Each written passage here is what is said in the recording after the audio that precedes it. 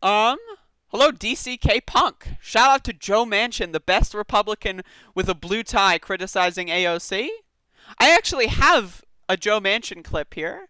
I was going to do that next. So thank you for the $5. I appreciate that. I've actually got Joe Manchin here 15 hours ago. Was going off on there saying he's not going to let anything happen, even if the Georgia runoffs make a 50-50 tie with Kamala Harris as a tiebreaker. Joe Manchin will join the Republican caucus every single time. And if it wouldn't be Joe Manchin, it would be Chris Coons, right? If it wouldn't be Chris Coons, it would be Kirsten Sinema, right? So let me just pop this up here. So here we go. So this is Joe Manchin tweeting from his senator account.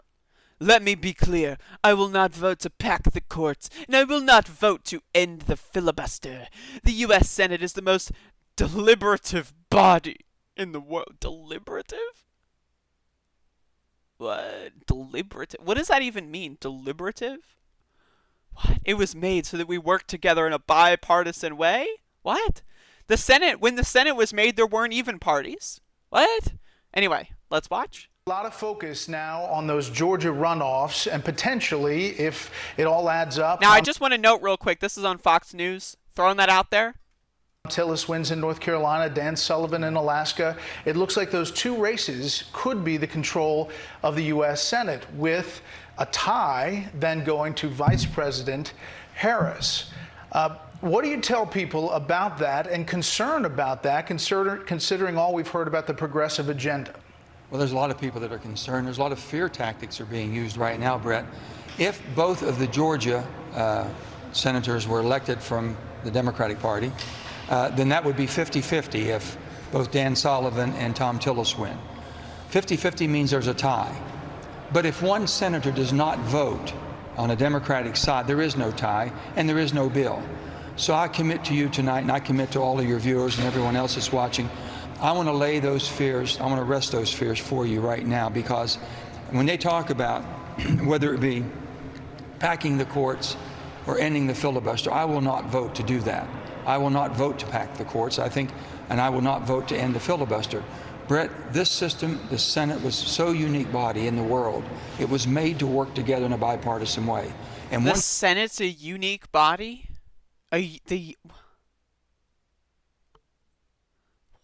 Again, these are like the things that these like liberty-focused kind of people do. They just like, it's mythology. The Senate's a unique body? What do you think the Senate was based on? When the Senate was written into the Constitution, senators were appointed.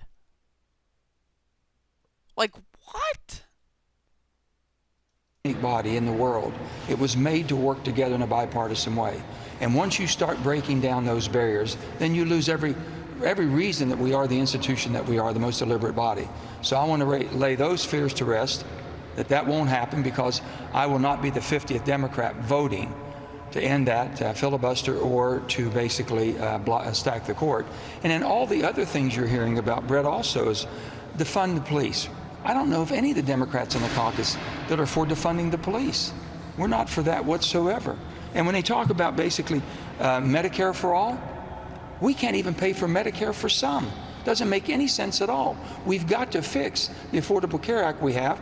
So Joe Manchin's coming out here being against the ACA, which we already knew. We already knew all this. Saying, I'm basically a Republican, which, again, we already knew. But here's the thing, and this is what you need to understand. And this is the takeaway. Let me just play the last 5 seconds. And I think our moderate Republicans will work with us to now repair what needs to be repaired. Okay, so this is the thing with these goons. This is the thing with these goons. Let me get a good still frame here. There you go.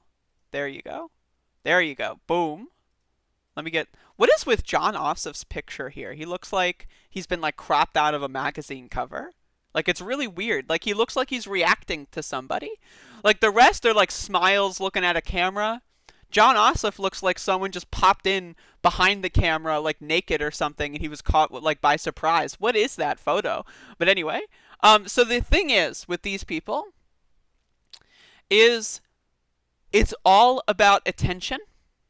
It was going to be Chris Coons, Joe Manchin, Kirsten Sinema, whoever was the first one to come out. That was who's going to get. They're the maverick. And then they get all the cameras on them, right? They get all the phone calls. They get to go on all the shows.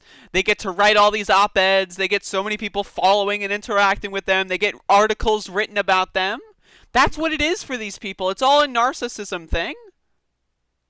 It's all like a vanity project. It's like, okay, I can put myself in this position and be a maverick, hold up legislation, and get everyone to pay attention to me. That's a win-win. I don't need health care. I'm fine. My family doesn't need health care. They're fine. Because I'm a career politician, and I've made millions and millions of fucking dollars going after poor and working people and convincing them that I'm on their side while voting against them in every single way. And the thing is, this guy calls himself a Democrat. Why? Because the Democratic Party has no quality control. That's why. This guy's not a Democrat. Like, come on, man. Come on. And yet we're in this position where we're thinking, are Democrats going to retain control? Are they going to be able to get... No! It's ridiculous. It's ridiculous. It's all about attention. And I want to say this. I want to add this as a clip-on. In the House, conversely, you have a similar situation where you could see a progressive squad block. You know, you could see a 15, House member representative block form with the squad, AOC and Jamal Bowman and Cori Bush and all these people, right? Could maybe get some more people in their ranks and they can hold up legislation in the House. So here's something that I propose. If Joe Manchin wants to go on there and say that he'll only pass right-wing legislation through the Senate, well, why not have the squad get some more folks in a slightly bigger caucus and say, guess what? We're not going to pass any right-wing legislation in the House. Right? If one of them's going to do it, why not let the other one do it? We'll see if that happens. I don't know if the squad has the ranks to pull that off without Republicans peeling off, because again, but I don't know if the Republicans would go for that. I don't know if the Republican Party, I have no real analysis of right now, but we'll see. I don't know. But either way, there's always these people that try to position themselves as close to the center as possible. So when things are close, when they're on the verge of a tie, then that's where they get all the news about them. That's where they get all the interviews. That's where they get bigger fundraising numbers. That's where they get more donations. That's where they get all the attention. And that's all they want is attention. Because these are narcissistic little goons.